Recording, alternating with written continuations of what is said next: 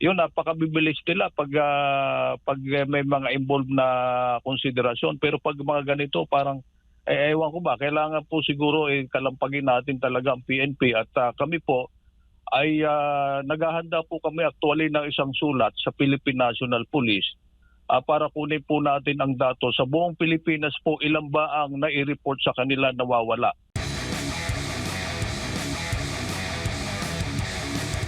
Sir Jigs, alam po ninyo, marami tayong nakikita, lalo na dito sa social media, na maraming nawawala, no, ng mga kabataan, ng mga individual sa ngayon. Ito rin ho ba ay makukumpirma ninyo batay sa inyong monitoring? Opo, kung titignan po natin yung mga post sa social media, marami pong bata ang sinasabing nawawala, and even adults. At it is quite alarming.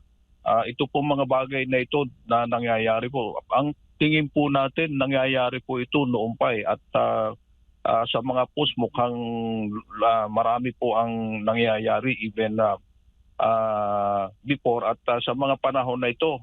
And ito po ay dapat ma-check at ma-verify lalo na po ng ating kapulisan. Dapat po bigyan ito ng pansin ng ating mga kapulisan. Ang problema parang hindi po yata ito nila napapansin .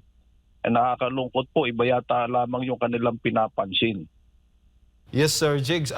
Sa tingin po ninyo, ano po yung pinaka-dahilan? Bakit po itong mga batang ito, lalo na mga nasa grade school pa, itong mga kabataang nakikita natin dito sa social media na nawawala isang araw, 24 oras na, at yung iba mag-isang linggo na, hindi pa rin nakikita yung kanilang mga mahal sa buhay? Marami pong anggulo ang tinitingnan po natin kung totoo man po yan dahil yung pong nababalita na mga nagbebenta po ng mga lamang loob, yung ginagamit po nila sa mga operasyon ng mga may sakit. And ang iba dito mukhang sindikato ang gumagalaw. Kaya nga sabi ko, kinakailangan po ito ay tingnan maigi ng ating po mga autoridad pagkat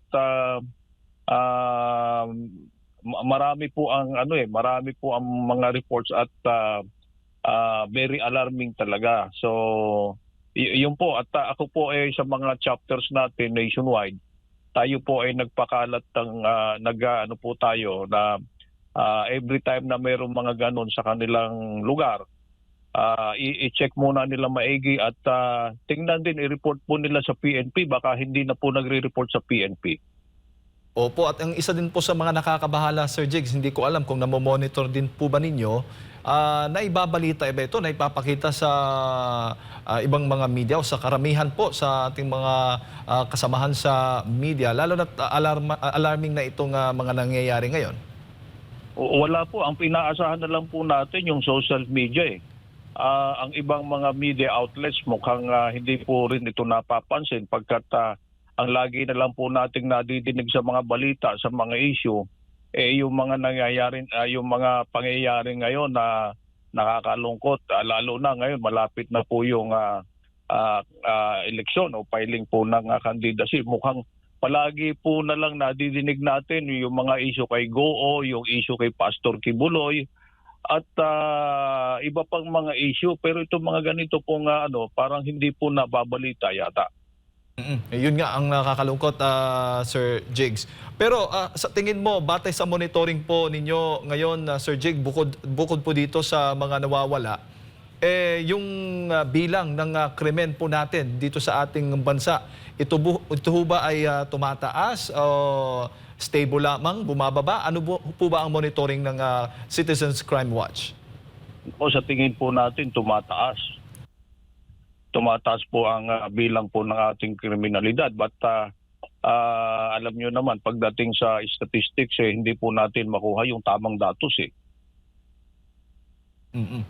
Which is dapat, sino ba dapat ang magbibigay ng datos na ito, Sir Jigs, at magbigay alam sa lahat ng ating mga kababayan? Una-una po, responsibilidad po ng PNP na bigyan po tayo, i-report po sa atin kung ano po yung tamang statistics nitong mga kriminalidad na ito. Pero alam nyo naman, napakahirap po napakahirap na yung mga nangyayari ngayon kung minsan hindi po tayo nakakakuha talaga ng tamang statistics Itong pinag-uusapan natin sa social media pa lamang, Sir Jigs, meron bang mga ibang reklamo din na direkta na ipapaabot po sa inyo at humihingi din ng tulong yung mga kababayan natin dahil nga same na issue itong mga nawawalan nilang mga mahal sa buhay? Meron din po at alam nyo naman kung minsan yung ating mga kababayan mas ginugusto pa po na mai-report muna sa atin, lalo na po sa social media. Ngayon, napakalaki po ng role na nagagawa ng ating social media. At kung minsan, imbes na idirekta po sa autoridad natin, mas ginugusto pa po nilang i-report sa gaya po dito sa Citizens Crime Watch at iba pa mga anti-crime groups. At kapag ganito po ang sitwasyon, para nakikita natin, umihina po ang kanilang tiwala sa PNP. Nako, dapat ibalik yung tiwala na yan dahil nga wala tayong ibang inaasahan. Lalo na't itong mga nawawala, mga malalapit talaga sa buhay ng mga pamilya o kung sino man na talagang social media na lamang ang inaasahan para umaasa silang makikita pa itong mga mahal nila sa buhay na nawawala sa ngayon. Sir Jigs, huli na lang bago ko ipasa kay partner Admar. Ang role ba ng PNP ngayon, nakikita po ninyo, may madali lang bang matawagan, madali lang bang mahingan ng tulong? Example, may isang pamilya na nawala nga, may nawalan nga ng anak. Ganon, missing yung kanilang anak. Madali lang ba ang proseso niyan, Sir Jigs, para po sa mga sa kaalaman na rin ng lahat ng ating mga kababayan kung bukod sa social media, yung paghingi ng tulong naman doon sa mga otoridad? Dapat po ang PNP kapag nakatanggap po na ganitong report, bigyan po nila ng pansin. Bigyan po nila ng karampatang aksyon. Pero para nakita natin pag mga ganito mga report hindi po nila gaanong nabibigyan ng pansin Kaya nga nagre-resort sila na idaan po ito sa social media pagkat pag sa social media po nila pinadaan lalo kung nababiral at least nakakalampag po natin. So pero pag yung pong mga report na alam nyo na may kumisan yung kanilang galaw kinakailangan merong unting sundot yun napakabibilis nila pag may mga involved na konsiderasyon, pero pag mga ganito parang ewan ko ba, kailangan po siguro kalampagin natin talaga ang PNP at kami po ay naghahanda po kami actually ng isang sulat sa Philippine National Police para kunin po natin ang datos sa buong Pilipinas po ilan ba ang nai-report sa kanila nawawala. At makikita po natin sa report na yan nila kung tayo po kanilang bibigyan ng datos, malalaman po natin kung sa buong Pilipinas ano ba talaga ang picture, ano ba talaga ang sitwasyon dito sa mga reports na nawawala. Ito ba pag nakarating sa kanila, na-verify ba nila kung totoo o hindi? Ilan ba yung report na natanggap nila at ano po yung naging aksyon nila? So yun po ay niyahanda namin. Nag-usap po kami dito sa Citizens Crime Watch ng ating mga opisyales at yun po ang isa sa napagkasundo namin para ma-verify po once and for all kung ano ba talaga ito. Pagkat napakarami na po every time na mag-o-open tayo ng ating page palaging may mga report na ganon. So siguro po by next week may ipadala na po natin yung sulat dahil may kinukuha na po tayong iba pa mga datos at aalamin po natin ito sa Philippine National Police. Bago lang si partner, huli na lang po Sir Jigs, ano? Yung Citizens Crime Watch, may direkta po kayong ugnayan doon sa PNP. I mean, bukod sa sulat po, pwede pa ninyong maibigay din yung mga pictures na kumakalat ngayon sa social media para at least siguro, dahil siguro busy yung PNP, magkaroon sila ng awareness na marami na palang nawawala itong mga missing na nakapost ngayon sa social media. Yun nga po sa mga chapters natin, pagkat yun naman mga chapters natin sa ground, meron naman po silang koordinasyon sa Philippine National Police pagka tumutulong naman sila sa crime prevention at meron tayong mga miyembro na direktang naka-connect sa Philippine National Police sa mga istasyon. Yung po ang ating instruction na alamin nila kung yung mga nakapost na yun mga saan lugar, kung saan lugar po yan na i-post, itanong nila sa PNP kung may report silang ganon.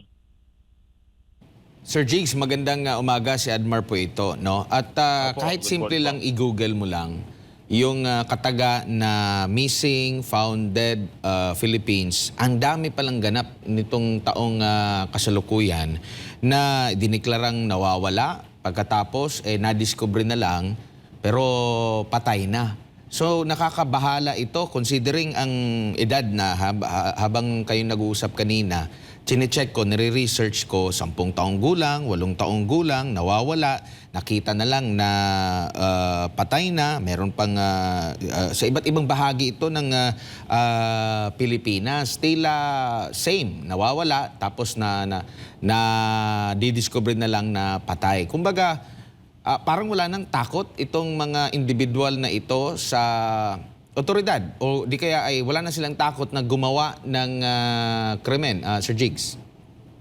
Yun nga po ang nakaka-alarma Pagkat kung may mga reports na doon na ganon, hindi natin nadidinig kung ano baga talaga at sa social media na lang natin nalalaman.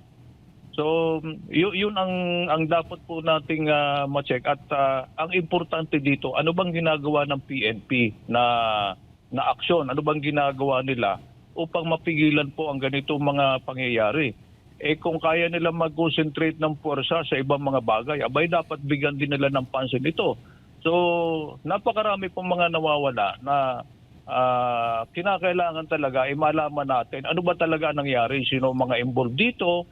At ang importante doon mayroon ba tayong ginawa sa mga ganitong kwan? Mayroon ba tayong nahabol ng mga tao o kaya kung sino man ang may mga kagagawa ng ganito? Pero ano bang sabi ng taong bayan? Naiiba na ba yung parang senaryo sa kasalukuyan? Tila ano na ba? Kumbaga lalabas ba sila ng tahanan, hindi na sila kampante dahil nga dito sa mga insidente na ito? Alam niyo po yung sinasabi natin na tiwala po sa kapulisan mukhang yun po ang may problema tayo. Yung tiwala po ng taong bayan sa ating po mga kapulisan. Alam naman natin marami pa mga pulis na talagang gumagawa naman ng mabuti at maganda naman ang serbisyo pero kinakailangan siguro yung sa kabuuan ng PNP. Bakit ba nagkakaroon tayo ng problema? Bakit ba nawawalan ng tiwala sa PNP? Yung ba ito pinakamalaking problema pag ang taong bayan mawalan na talaga ng tiwala sa PNP. Ano na po, kanino na tayo lalapit? Lagi na lang ba sa social media? And siguro bilang panghuli na lang, Sir Jigs, ano na lang po yung dapat na gawin ng ating mga kababayan? Kasi narito na to kung talagang nagpapabaya ang pulisya pero hindi pa rin pwede na magpabaya yung ating mga kababayan. Ano po yung mas mainam na gawin upang maiwasan po itong mga ganitong insidente po? Sa atin po mga magulang, kinakailangan po tutukan po natin yung ating mga anak at wala pong ibang walang ibang magbibigay ng pangalaga sa ating mga anak. Tayo rin po mga magulang. So kinakailangan po talaga dahil may mga ganitong mga reports alagaan po nating maigi. Tingnan po natin ng maigi yung paglabas ng ating mga anak at huwag po nating pababayaan. Dahil ang unang-una pong dapat diyan talaga tayo Pero siyempre, tinitingnan naman natin yung ating mga otoridad na inaasahan naman natin na nakabantay. So, alagaan po natin maigi yung ating mga anak at wala pong ibang tututok dito kundi tayo rin. Ayan. Sir Jigs, maraming salamat po sa inyong oras at sa pagbibigay po ninyo ng impormasyon ngayong umaga. Mabuhay po at ingat po kayo. Thank you po. Magandang umaga po sa inyo lahat.